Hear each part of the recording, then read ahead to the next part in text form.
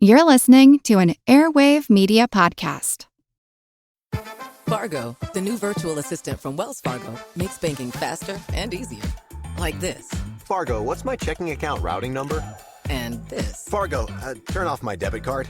And this. Fargo, what did I spend on groceries last month? And that's just the beginning. Do you, Fargo? You can.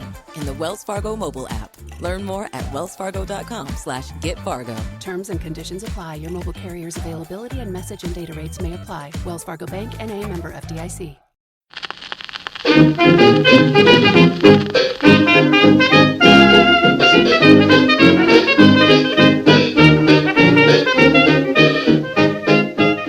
Hi everybody and welcome to Who Did What Now, the history podcast that's not your history class, with me your host, Katie Charlwood, history harlot and reader of books.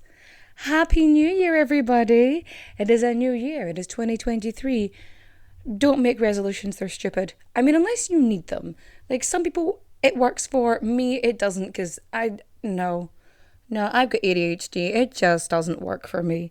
Because I don't need to feel like a failure like 2 months into the year. But I think of starting 2023 with the same energy, that we want to continue. So I spent my New Year's with my friend Shauna in Galway, and we had a woman who definitely did not poison their husband's party and are very sad about it.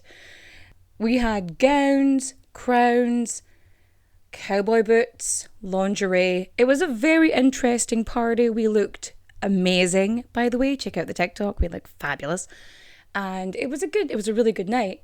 And yeah, it was like, spend time with friends, have a good time, look amazing.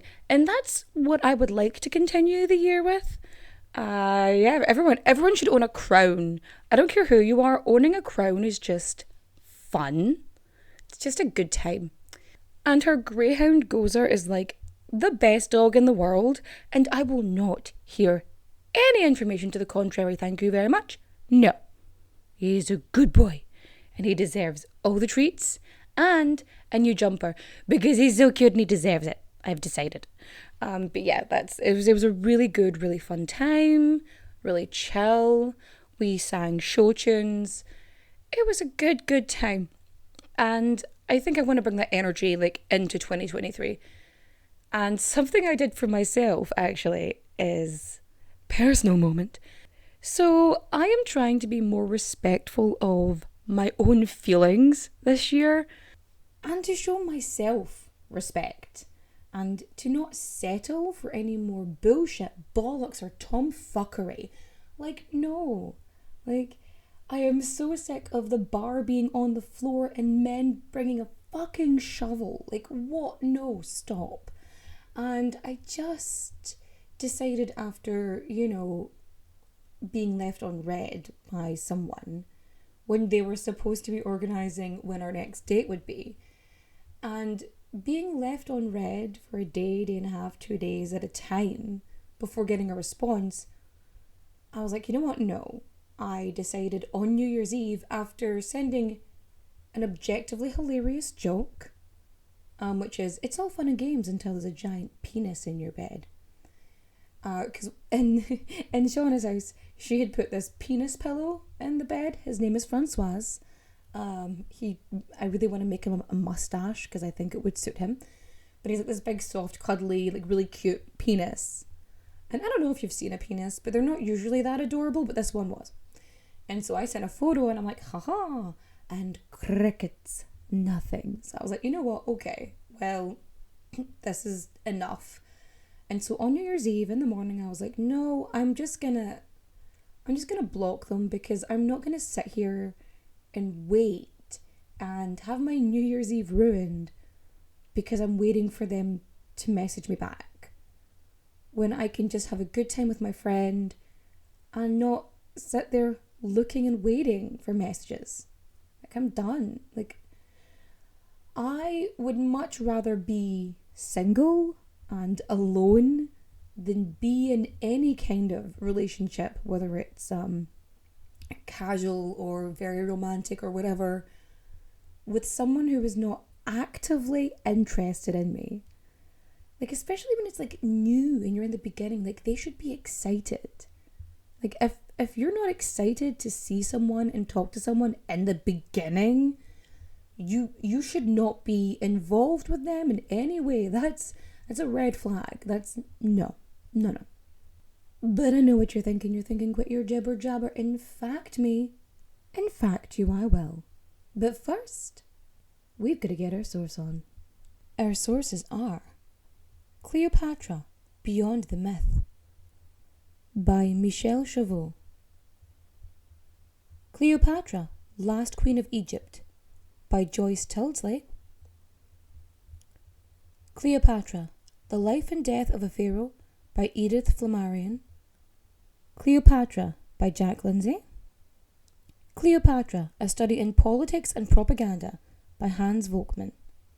The Reign of Cleopatra by Stanley M. Burstein. Cleopatra and Anthony, Power, Love and Politics in the Ancient World by Diana Preston. Cleopatra and Egypt by Sally Ann Ashton. And of course we have our old favourites, History.com and Biography.com. Are you sitting comfortably? Good. Then let's begin.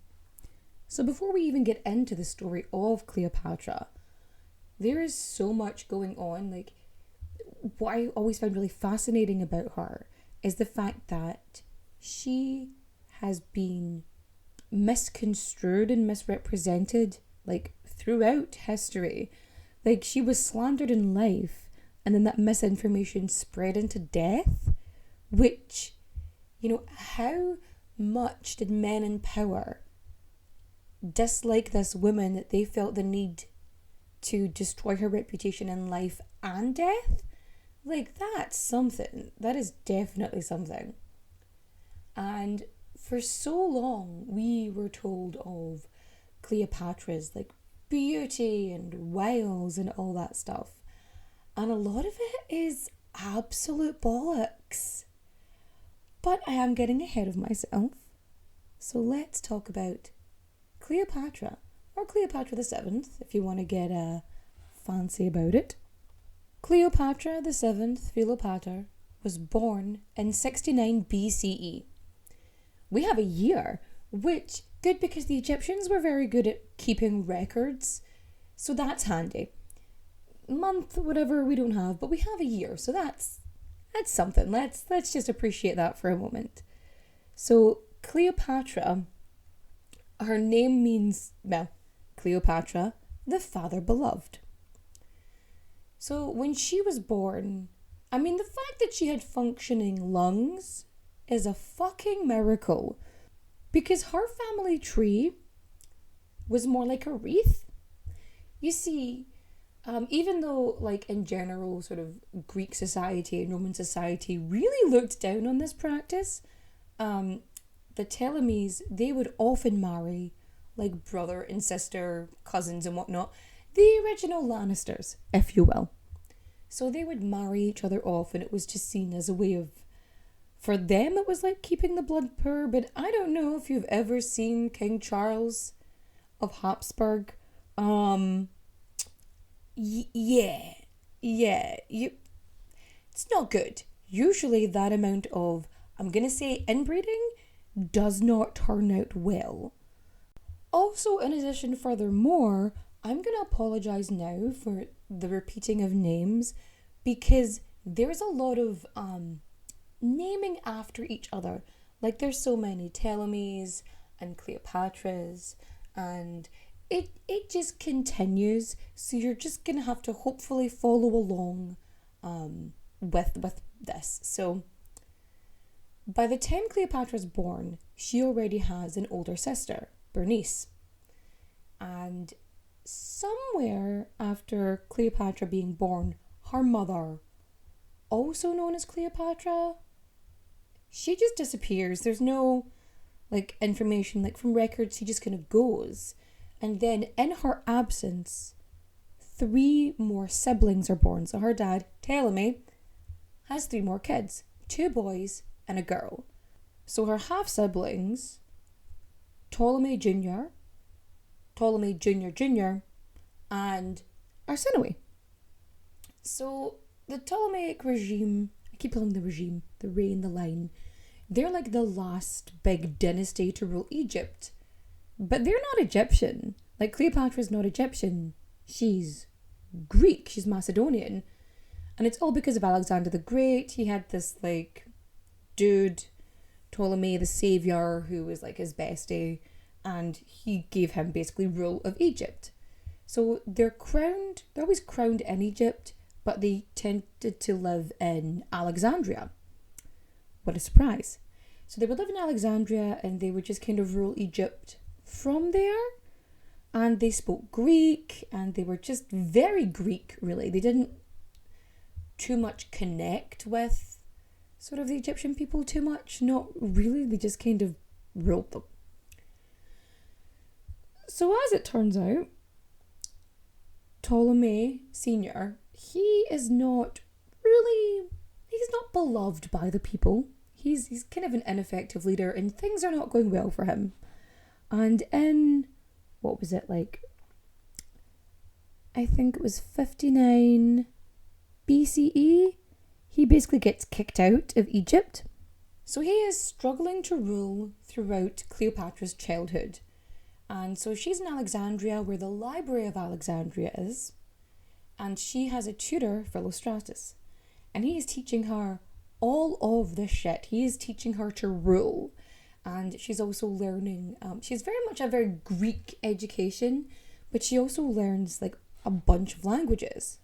So naturally her first language is Greek, but then she learns to read and write in Egyptian, making her like the first member of the Ptolemaic like line to do so in 300 years.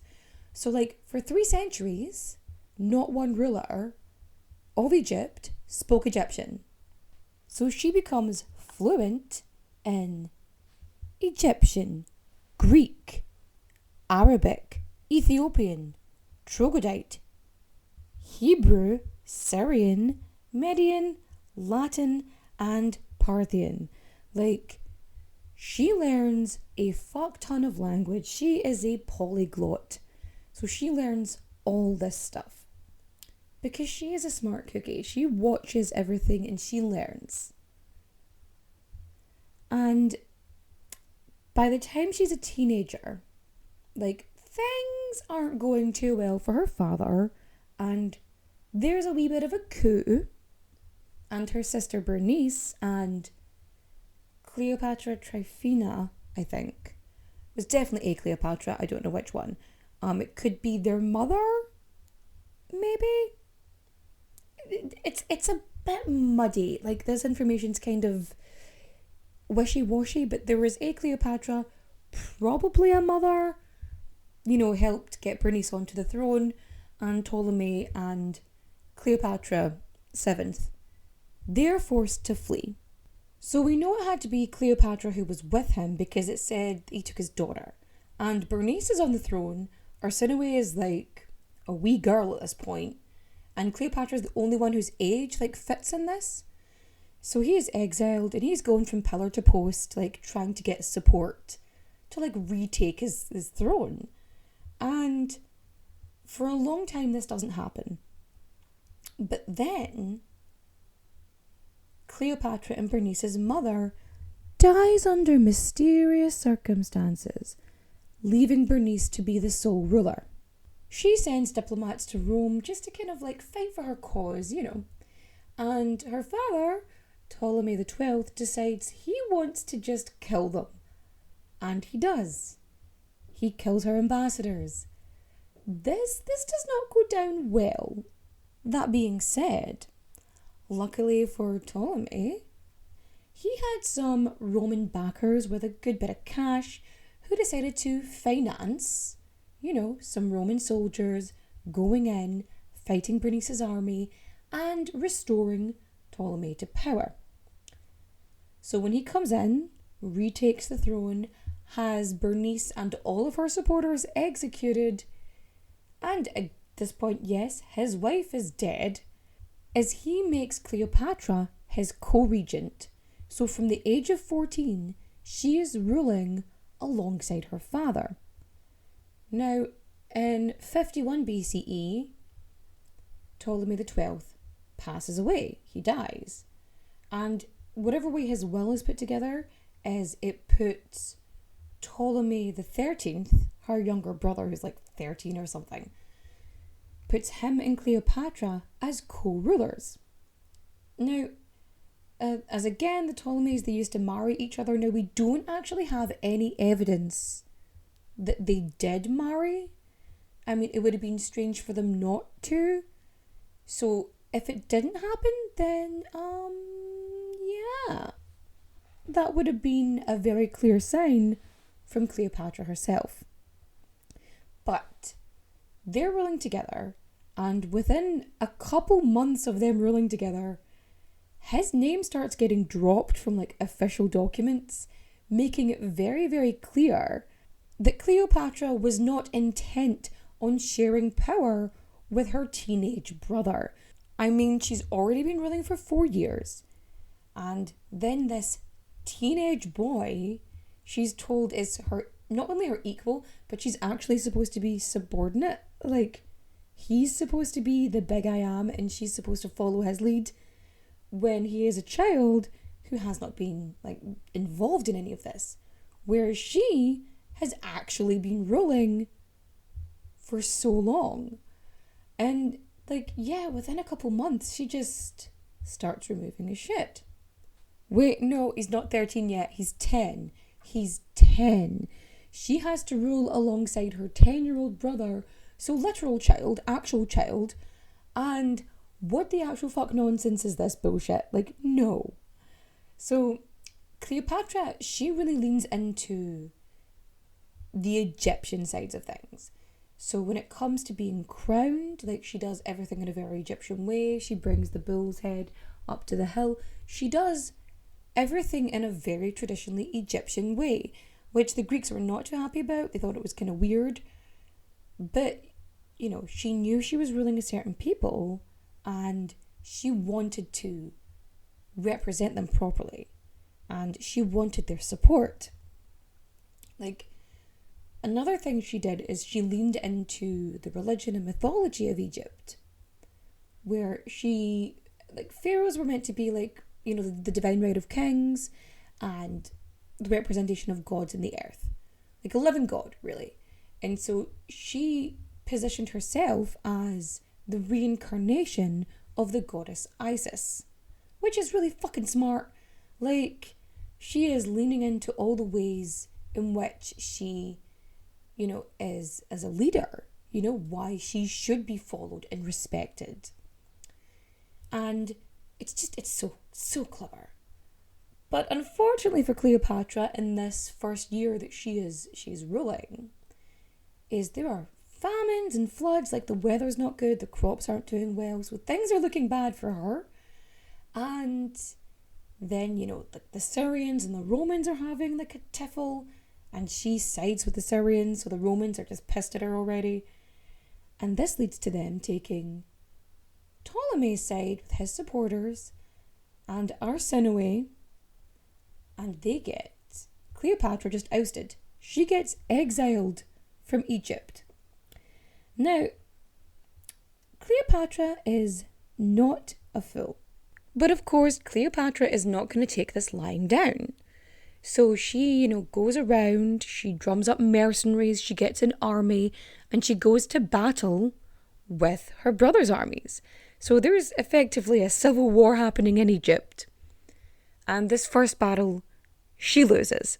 And, you know, I mean, it's a good fight, but ultimately, she's lost. And this has taken her like a good year or two to like amass these forces. So now she's back to the drawing board. She needs to gain support again because she's not going to give up.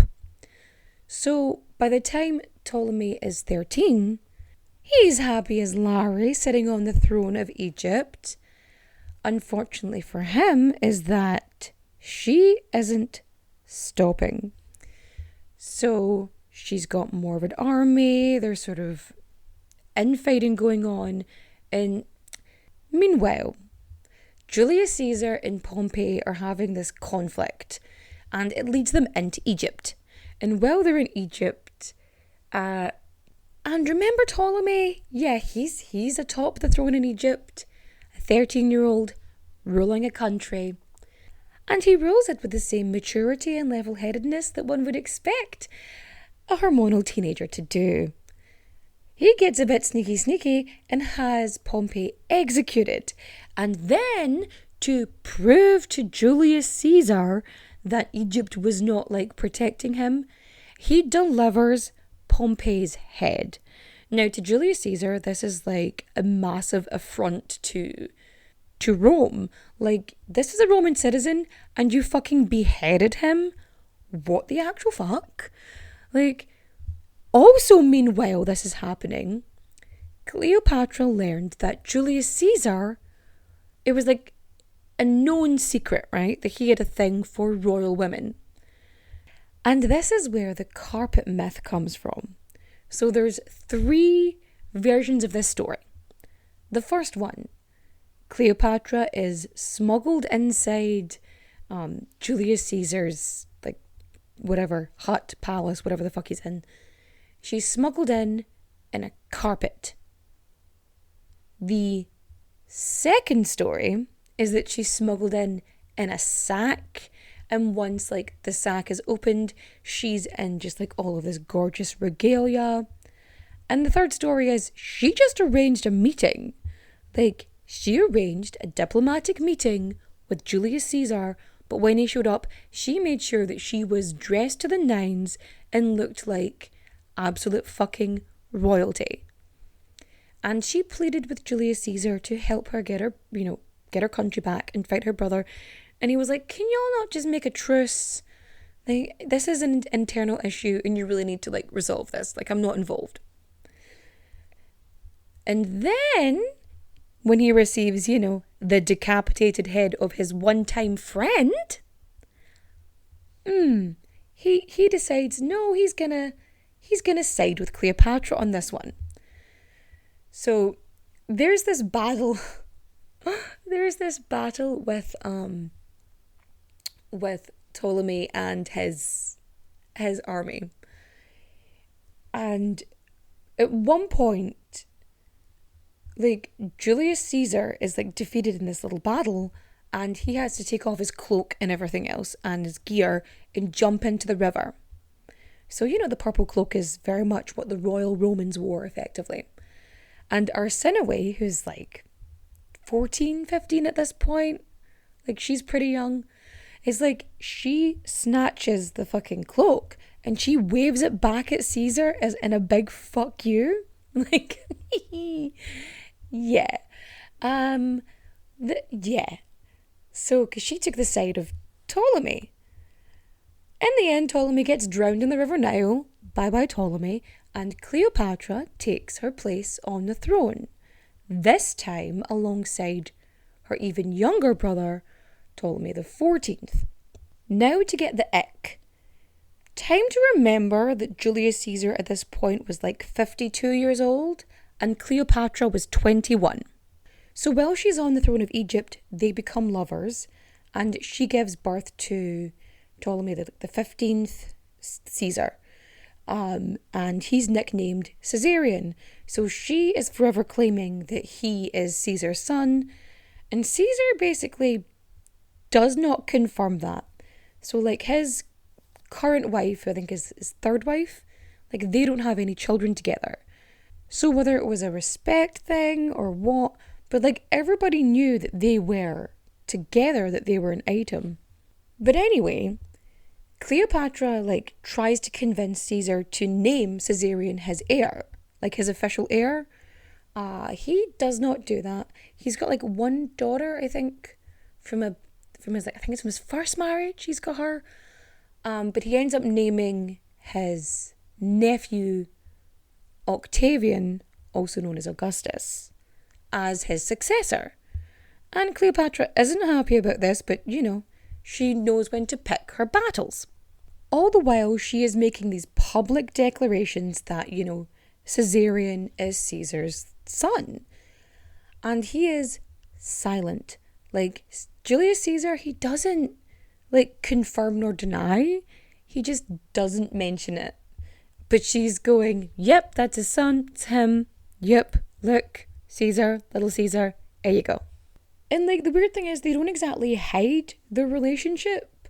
And like he invites Ptolemy and Cleopatra to visit Rome, and then he bestows like official titles of like friends of Rome on them, and they stay in his palace. Like they're staying with him in this, and it's just, yeah. And what's really funny as well is that Cleopatra she used to wear her hair in like this very traditional like Greek style. So it was like curls and twists and things like that. And it was so popular. Like Cleopatra was very much the it girl of the day, that because she was so popular, Roman women started dressing and wearing their hair like Cleopatra did, to the point where like Roman women were being like confused for Cleopatra. Like people would stop them in the street and be like, Cleopatra, and it was like, no, it's just like Copernica or Helena or whoever, you know? So Cleopatra isn't like being chill and hiding in the background. She's involved in doing shit. So she gets like a member of her court to come in and chat to Julius Caesar, and they basically work out, you know, the calendar that we know now, the reason leap years exist. That's all because Cleopatra made these two dudes talk. Like, you know. So there's that.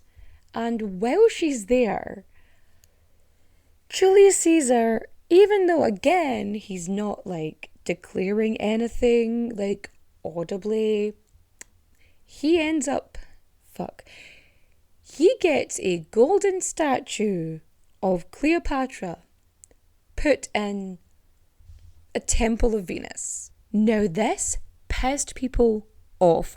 Like this was seen as kind of like heresy. Like it was disrespectful.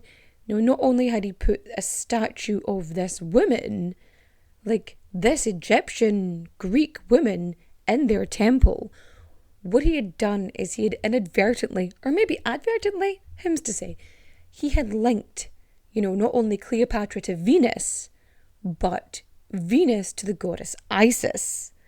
Like, this left a bad taste in a lot of mouths. So while they're there in Rome, well, as you know, things didn't go too well for Julius Caesar round about the Ides of March. So middle of March, boom, boom, boom, stabby, stabby. He gets stabbed, 44 times? And you'd think that this would be the point where she'd be like, fuck, time to get the fuck out of Dodge. She stays for a month.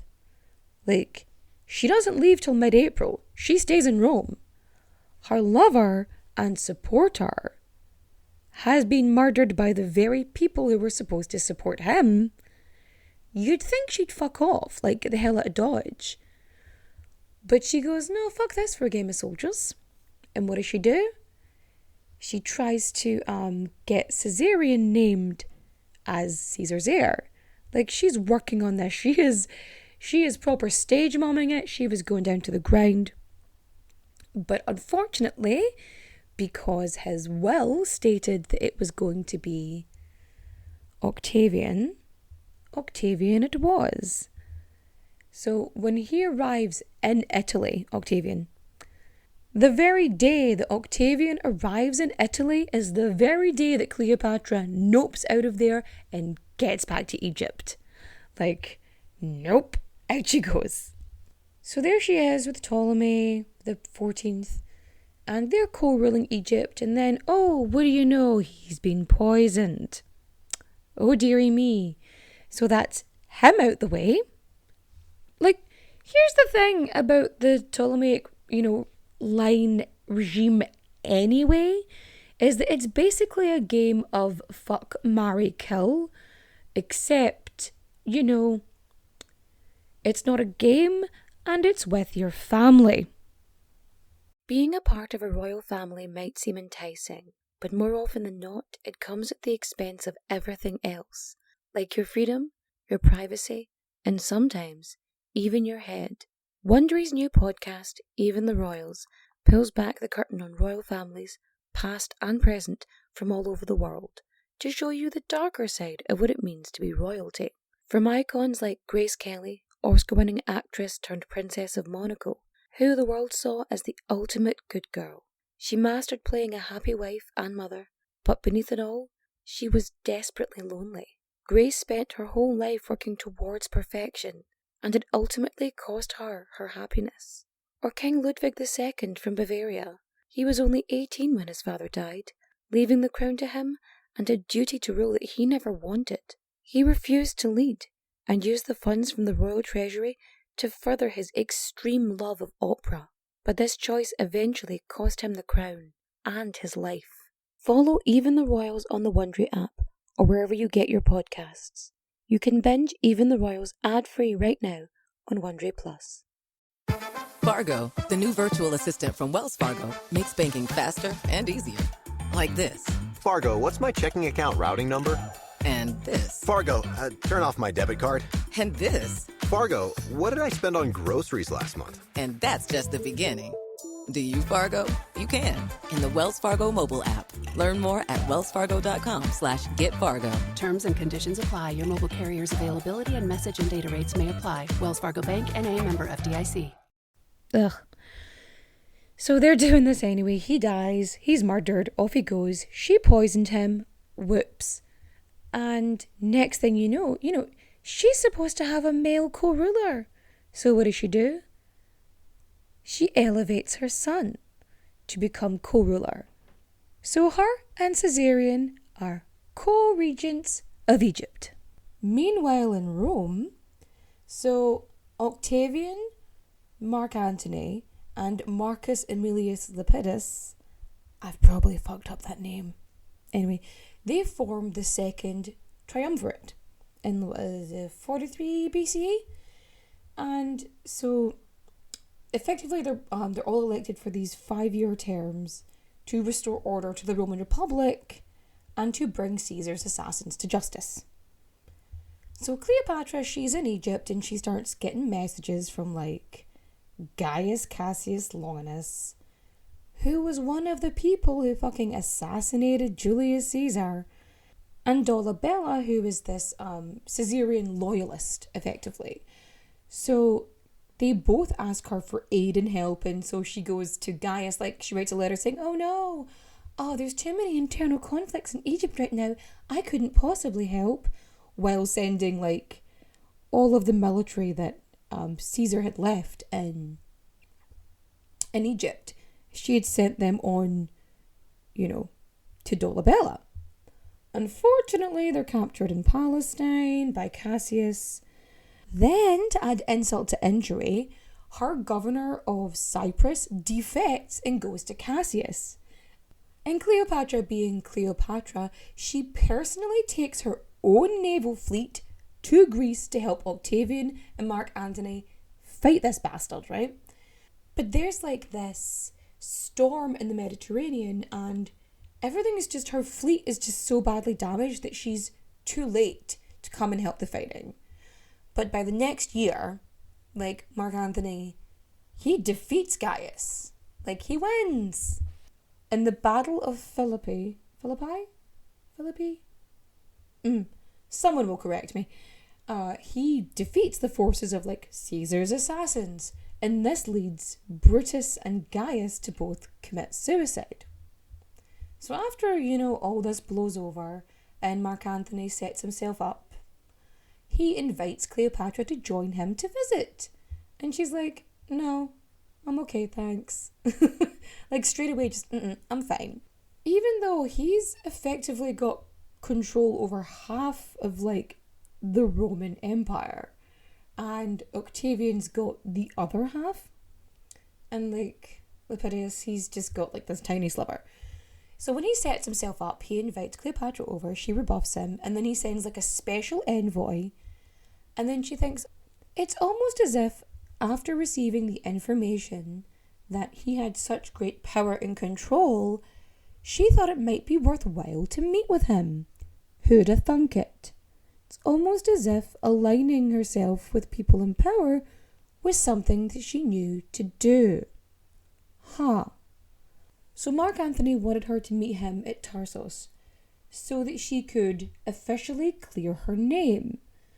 So she was invited by the triumvirate to basically go and plead her case, because there was this whole misconception that she had supported Cassius. But yeah, she knew what she was doing, so she decided to show up in fucking style. I mean, I love a bit of extra. I can't deny it. So she sailed down the Nile on a golden barge adorned with purple sails and silver oars, while she was dressed as the goddess Aphrodite. So purple, as you know, is a Roman colour. Like, it's a royal Roman colour. And she's a queen, so she can do whatever the fuck she wants, really. So she made sure that she was just the most ultimately dramatic extra, just entrance. I fucking love it. So she knew, because she had spies learning things, because she's not a fucking idiot. She's a mastermind. She had information. She knew that Mark Antony basically fancied himself to be the human embodiment of Dionysus, the Greek god of wine and revelry. So he meets her. He's just so fucking impressed. Like, wow. And, you know, she gets off on all the charges. Everyone believes her. Everything's good. And she ends up inviting Mark Antony to Egypt, to Alexandria, really. And when he shows up in Alexandria, he actually ends up with this really good welcome. So he doesn't have an occupying force, which is tip-top, but he was also, like, when he was really young, he was part of, like, the campaign to get her father back on the throne, so that was welcomed. And also, like, he had, you know, brought Cleopatra in. Like, it was a whole thing. So, yes. She also, somewhere in here, convinces them that her sister Arsinoe needs to be sent to, like, a temple to be banished, right? So she gets banished and sent to a temple, which is its own thing. It meant that she was out the way, but it also meant that she was protected. Like, being in the temple was also kind of like sanctuary. Like, if you were a member of the temple, like, you were safe. So when she gets murdered on the steps of the temple, it does not look good for Antony and Cleopatra. Like, that's a big no-no. Like, that's not good. So the two of them together, they start this drinking club, right? And they have this mad parties, and they're hunting together and playing dice and partying. And she's watching him do military exercises. Like, things are going well. She gets pregnant with twins, Alexander Helios and Cleopatra Selene, so sun and moon. It's supposed to usher in a new era kind of thing. And Mark Antony, he goes, yep, those are my kids. He claims it, he doesn't hide it, it's a whole thing. And yeah, they have this, God, the drinking club, yeah. The Society of Inimitable Lovers. So they would have games and contests and wearing disguises and playing pranks on people, elaborate games, feasts, wine binges. It was just these massive, just fun things. Lots of, I don't know, it just sort of feels like she's there and she wasn't doing any of this kind of shit when she was with Caesar. She was just kind of around. But she's very much leading into his Dionysus, like, issue, and very much being what he wanted in that time. Like, she's being who she needs to be for him at that time, you know, to have his support. So, unfortunately for Cleopatra and Mark Antony, he's married to Octavian's sister, Octavia, because, you know, unoriginal names are not just limited to Egyptian society. So they're married, they have kids, but Antony's still off gallivanting with Cleopatra. And she gets him, because he's got like half of the power of Rome and the Roman Empire. Like, she gets him to like give what was previously Egyptian lands back to her. And they end up having like another kid as well. And so they have 3 kids together. And so what she does is she gets him to like sign off on decrees, giving like Cyprus to one kid, Syria to another, so on and so forth.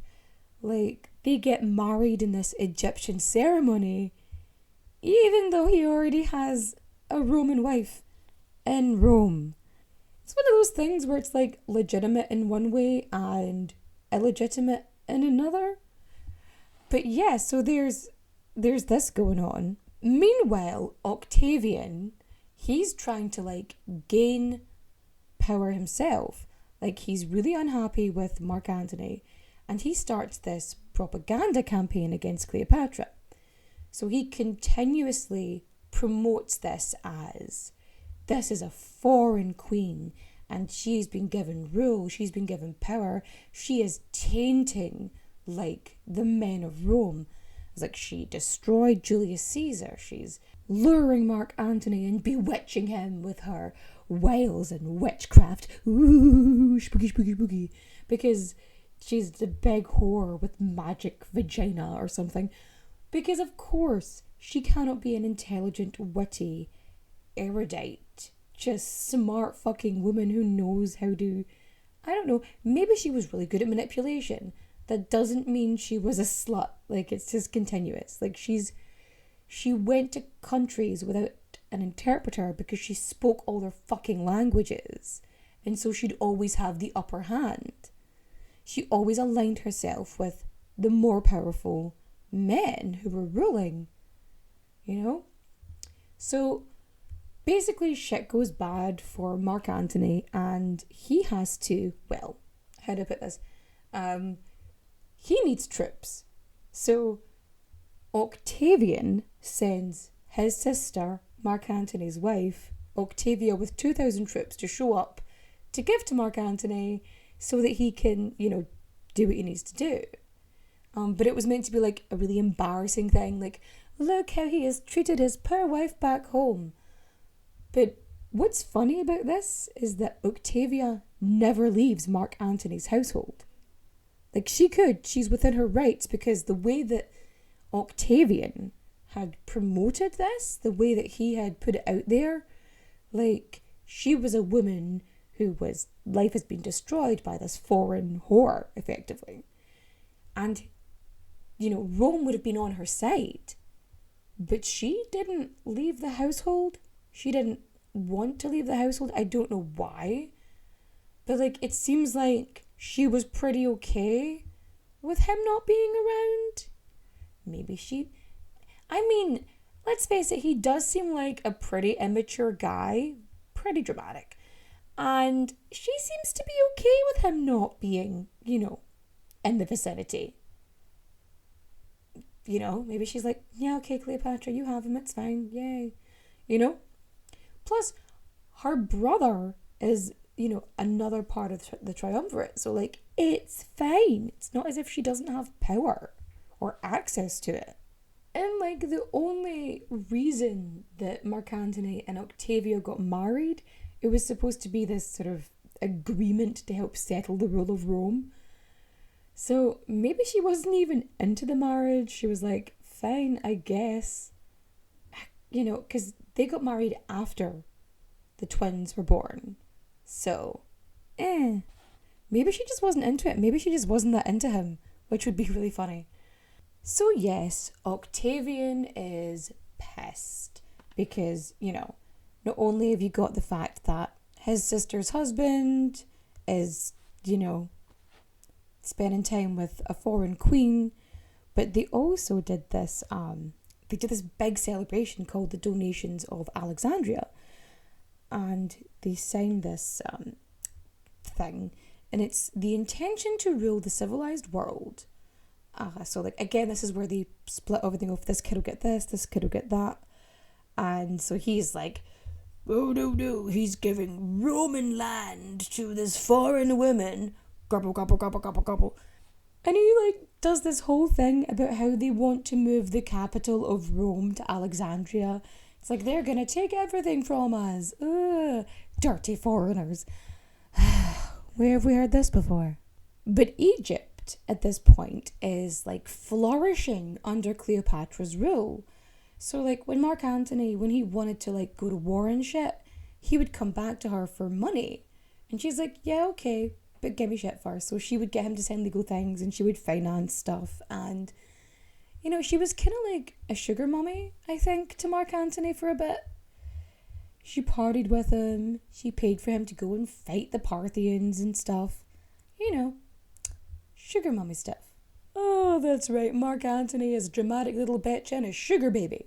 That's right. You heard it here first, lads.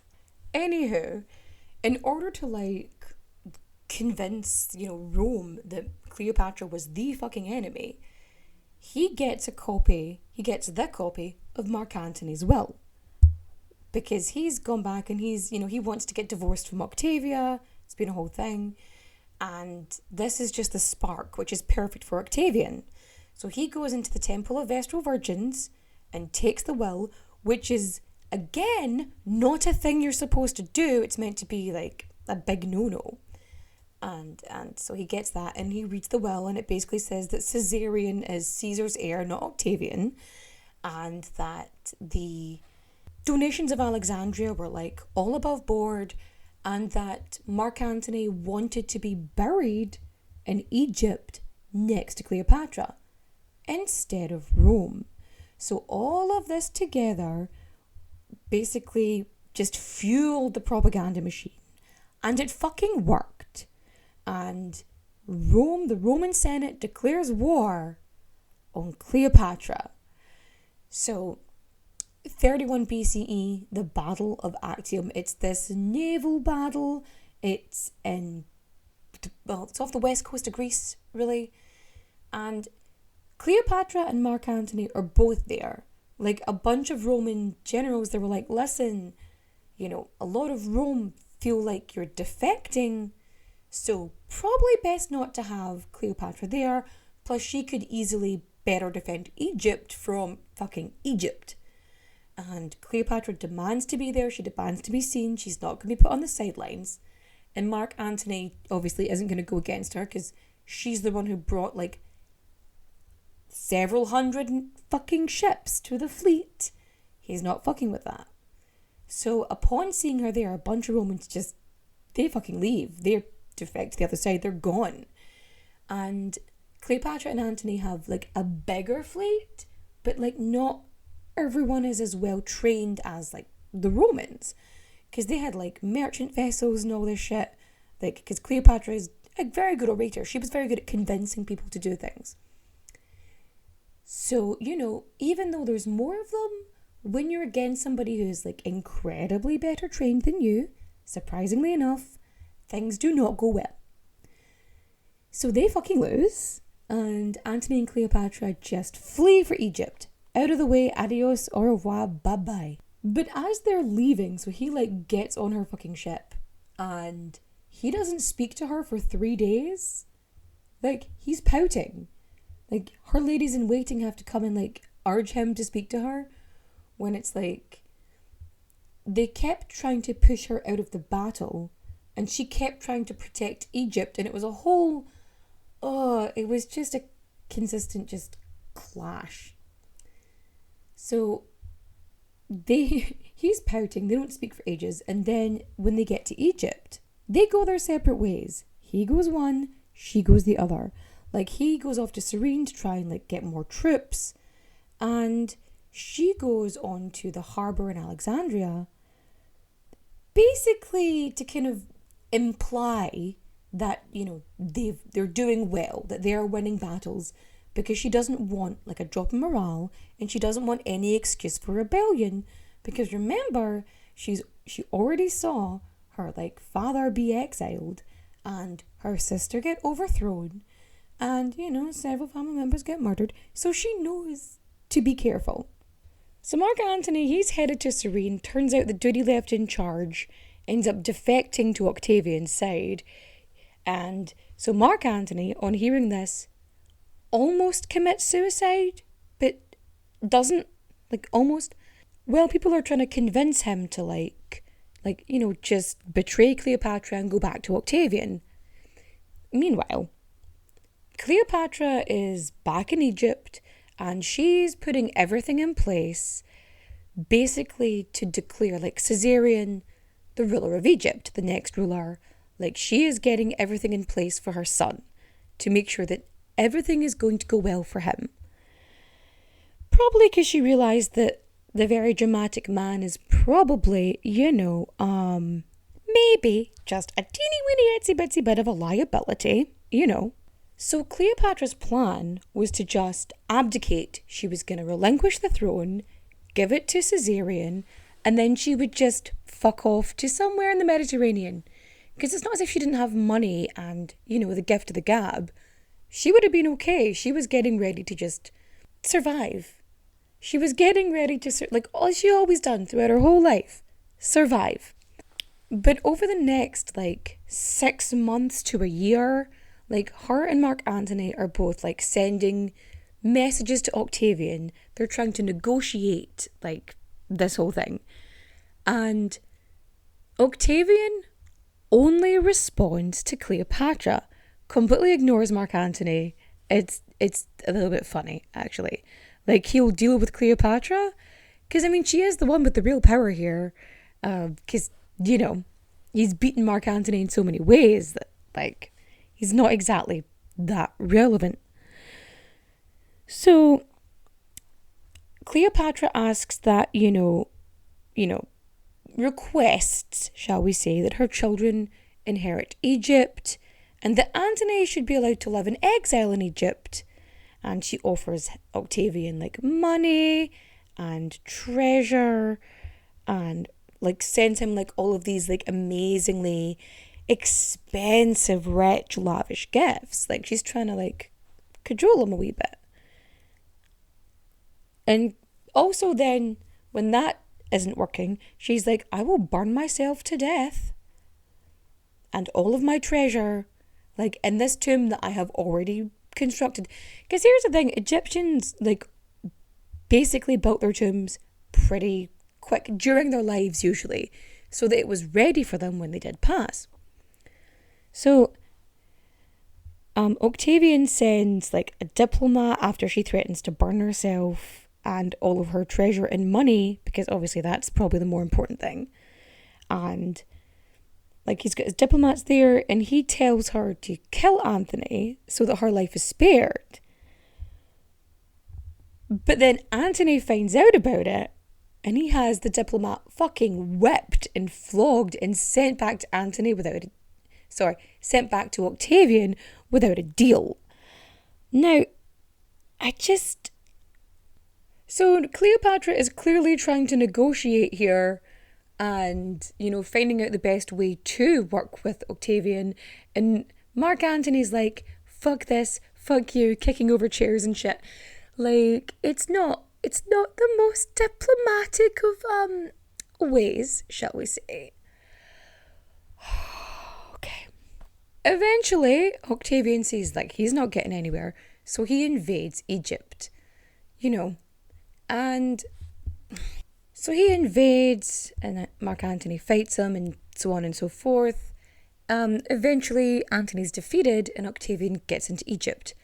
And Cleopatra is hiding in her tomb. And she sends a note to Mark Antony saying that she's committed suicide, which she hasn't because she's clearly alive. So, just overwhelmed with emotion or some shit, Mark Antony stabs himself in the stomach. Because, I feel like as a warrior and someone who's been, in battle quite a bit, you probably know the best way to kill a person, and stabbing yourself in the stomach is a very slow and excruciating way to die. That's some drama queen action right there.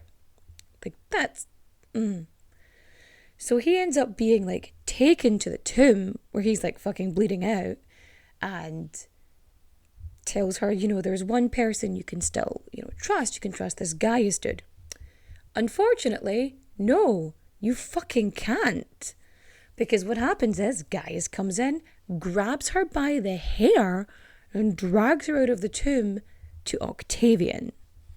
When Octavian rolls in, he allows Cleopatra to embalm and bury Mark Antony.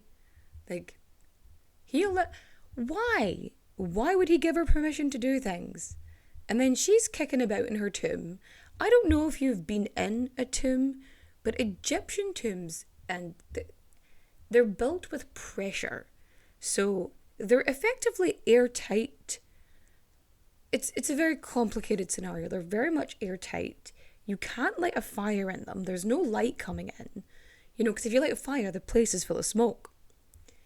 And she's going back and forth with Octavian. He says he's going to seize her children. Well, he takes her kids. He's seized her children. Caesarion, she's managed to send away. And he's fled. But her 3 children with Mark Antony, they're still there. And he says he's planning to bring them back to Rome. Here's the thing. If he did bring them back to Rome, it wouldn't have been hard to, promote himself as a great leader who protected the children of Mark Antony. It wouldn't be a big deal.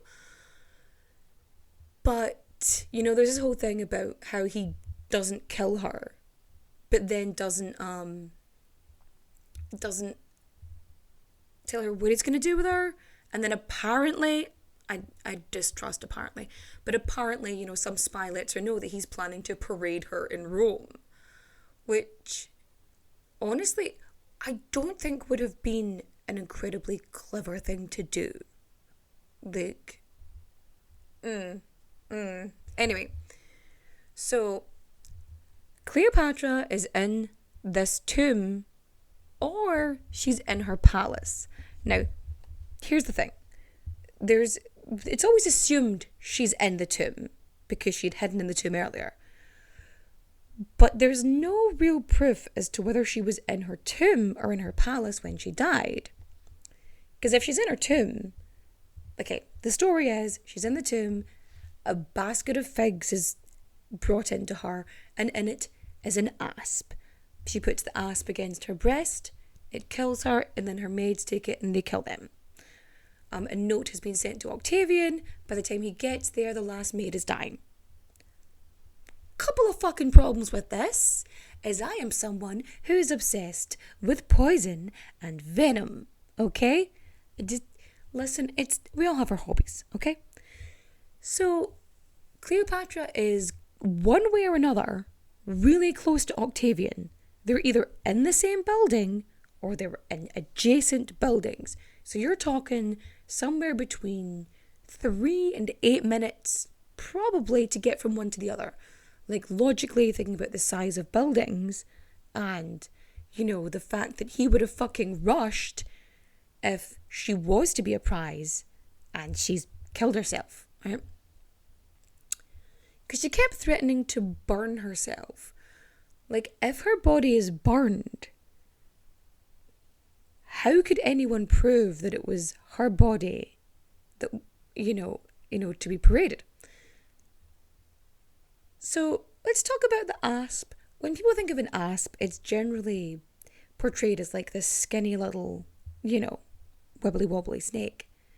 An Egyptian asp, well, it's a fucking cobra. It is a cobra. Can you imagine trying to smuggle in a cobra? Fuck off. Not only that, when they come in, where's the fucking cobra? There is no explanation.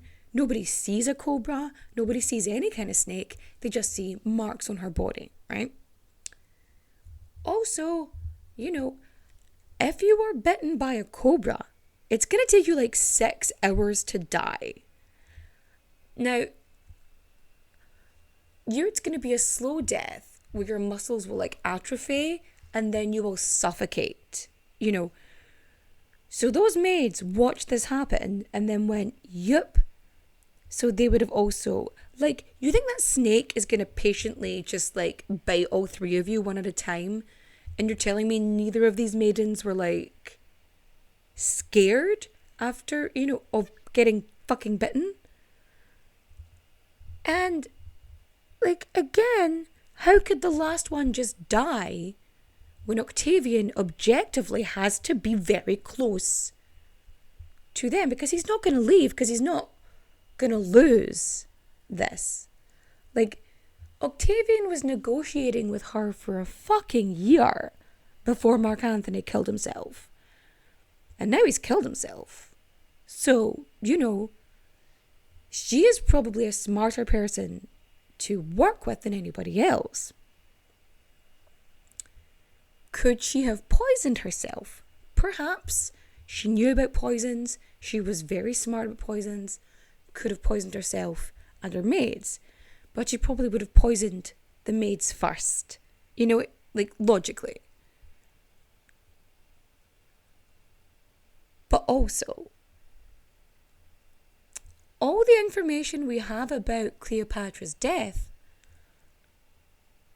come from copies of Octavian's writing. Like, it's all from them. So, why do we assume that this woman, who has always and continuously showed herself to be a survivor, would suddenly give up? Like, she'd already sent this fake suicide note to Mark Antony. And why would she send a suicide note to Octavian, knowing that, if it is the snake, that he was going to be there? Like, he could have stopped her, because they would have had to send the note and then had the cobra do its bitey, venom thing, Like, and you have to ensure that the snake has enough venom to go around, like, 3 fully grown women. So it all just seems a little fucking sus. Like, and we don't have her body yet. If these guys do find her tomb, then we might have some actual fucking answers. They can scan it and see if there was any, like, mortal wounds on her body. Because it very much seems like just so out of character for her to just end her own life. Especially knowing that she couldn't protect her children when she had done so much.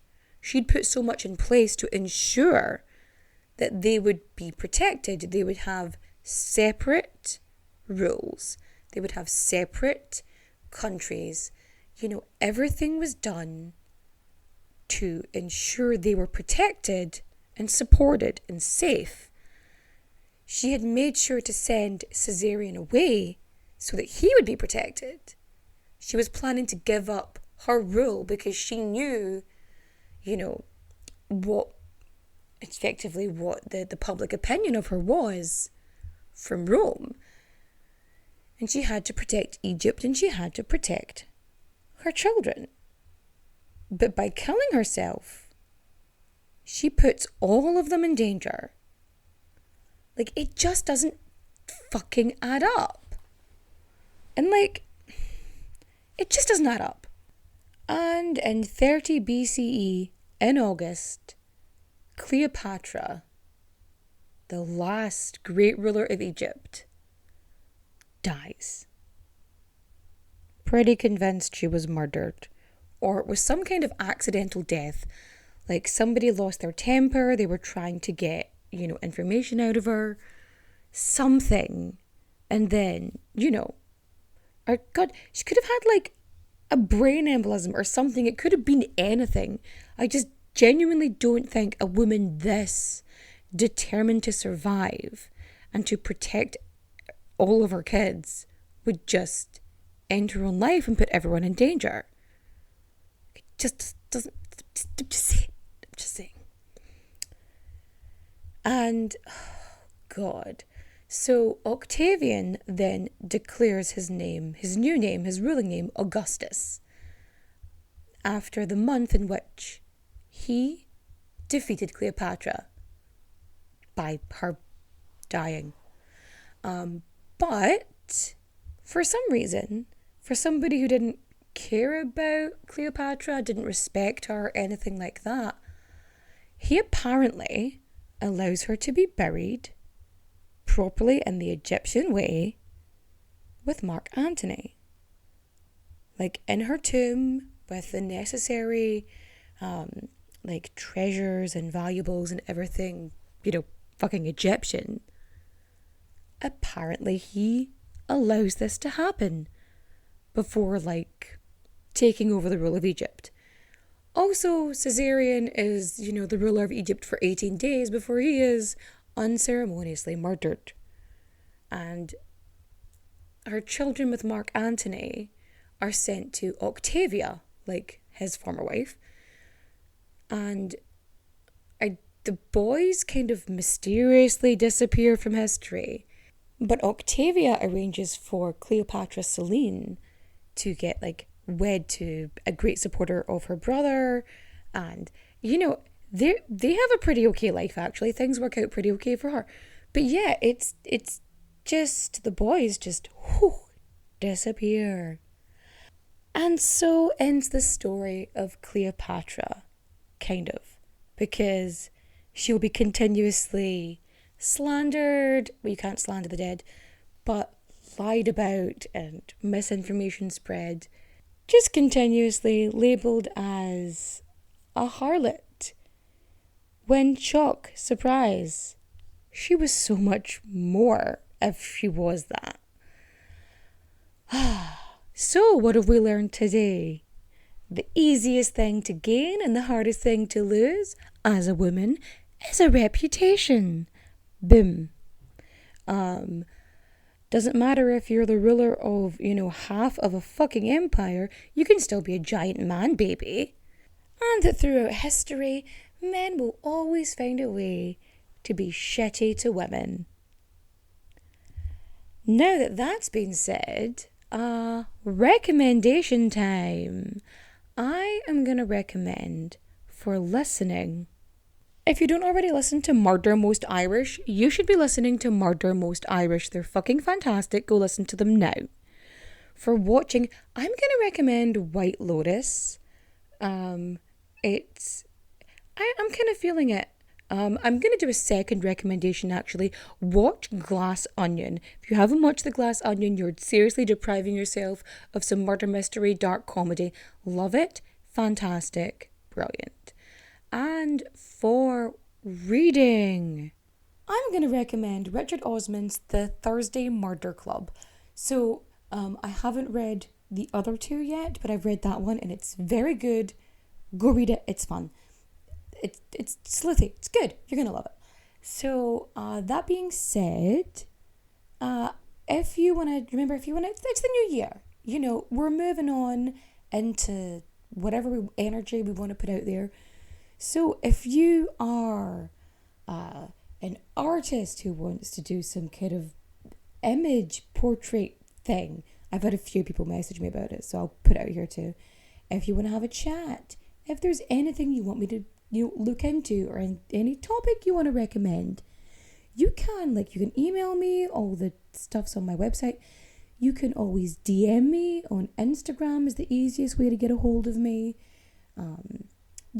Just message me if you want. If you want to say something, you can always just give me a wee message. If you want to support the podcasts, one podcast, then you can just follow me on socials and share stuff there.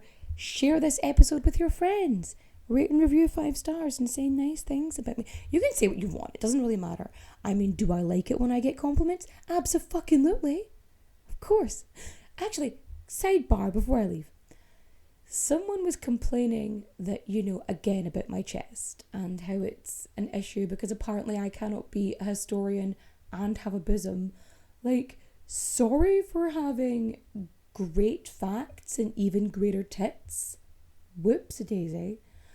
But, they're just there sometimes. I posted videos that I had recorded during a heat wave, but I hadn't posted because another historian friend of mine had posted something similar. And, overlap is fine, but sometimes when stuff's too close together, it feels like copying, and I don't want people to tag me saying they copied me or vice versa, and it's, it's fine. But yeah, so that's where that is. And because I have an obsession with like vintage murder mysteries, I was thinking of doing like a TikTok live or an Instagram live where I would read chapters from, well, like old school murder mysteries or mysteries in general. But I don't know whether to like do it on the Who Did What Now channel or whether to like make a separate one, and I don't know what to do. So if any of you have any opinions on that, feel free to just message me about it, tweet me, all that jazz. Because I go through all of them. I might not reply to everything, just because I'm so busy, but we'll see how we get on. But with that, I'm going to wish you all a happy new year. I hope you all have a good one, or at least have at least one good month where things aren't fucking shit and horrible, But I shall wish you good night. Adios, au revoir, au revoir, my friends. Bye-bye.